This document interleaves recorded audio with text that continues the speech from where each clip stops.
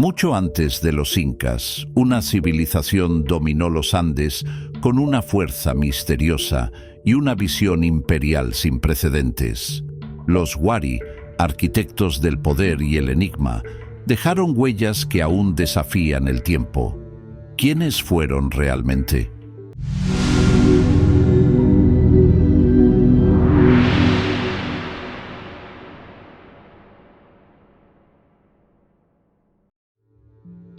La cultura Wari floreció en la costa y tierras altas del antiguo Perú entre el 450 y el 1000 después de Cristo.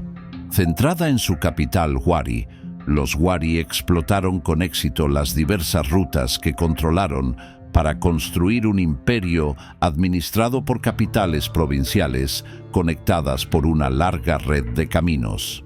Sus métodos para mantener un imperio y un estilo artístico tendrían una significativa influencia en la posterior civilización inca. Los Wari fueron contemporáneos con las otras culturas del Horizonte Medio, 600 a 1000 después de Cristo, establecidas en Tiahuanaco y Pucara. Los Wari más belicosos eran también agricultores favorecidos y construyeron canales para irrigar campos con terrazas.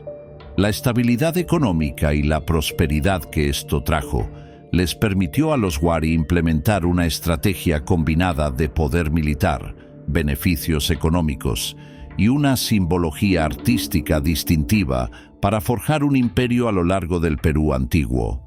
Su superior manejo de la tierra los ayudó además a resistir el período de 30 años de sequía durante el fin del siglo VI después de Cristo, que contribuyó al declive de las culturas vecinas Nazca y Moche.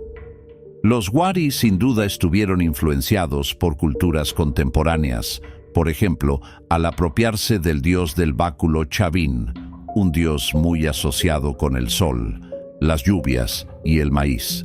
Lo transformaron en un ícono ritual presente en los textiles y cerámica, difundieron su propia iconografía y dejaron un último legado en el arte andino.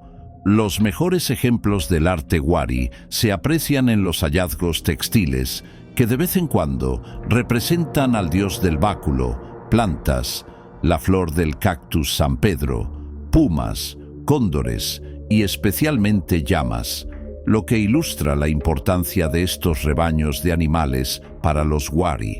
Los textiles se quemaban con los muertos y las tumbas en el desierto seco han sido bien preservadas. Las figuras abstractas distorsionadas casi más allá del reconocimiento podían ser un esfuerzo por representar la transformación chamánica y los trances de conciencia por el consumo de sustancias que eran parte de las ceremonias religiosas Wari. Las formas populares de la cerámica Wari eran los recipientes de doble vertedero, presentes también en otras culturas andinas, urnas grandes, vasos, platos y figuras de efigies moldeadas. Los diseños decorativos estaban fuertemente influenciados por los que se usaban en la producción textil Wari. El dios del báculo era un tema especialmente popular para los vasos de verter, quero, así como guerreros con lanzas de dardos, escudos y túnicas militares.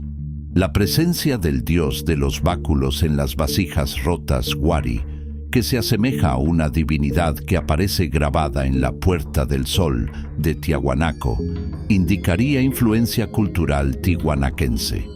Esta imagen aparece dibujada en unas grandes urnas ayacuchanas que se conocen como estilo Conchopata, pues este es el sitio donde se les encontró por primera vez. La influencia de Tiahuanaco, así como la de Nazca, sería crucial en la formación cultural y religiosa de esta cultura. Poco se sabe sobre los detalles de la estructura administrativa Wari, ya que no parecían utilizar una forma de registro escrito. En cambio, usaron una herramienta llamada quipu, o registro de nudos. A pesar de ser más conocido por su uso en la contabilidad inca, muchos estudiosos creen que el primer uso como herramienta de registro ocurrió en Wari. Los arqueólogos, sin embargo, aún confían en una arquitectura administrativa homogénea y evidencia de una estratificación social significativa para ayudar a comprender mejor la compleja jerarquía sociopolítica de Wari.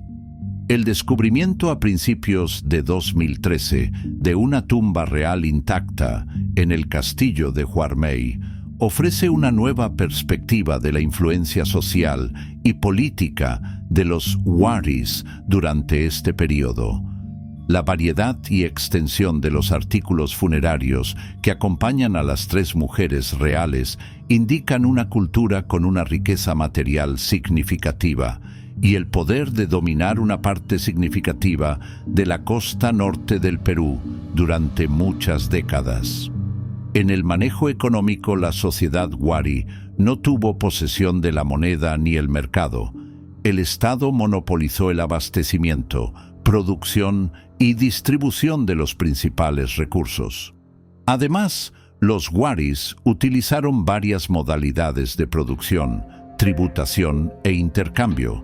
El control de la economía se logró a través del establecimiento de centros administrativos provinciales.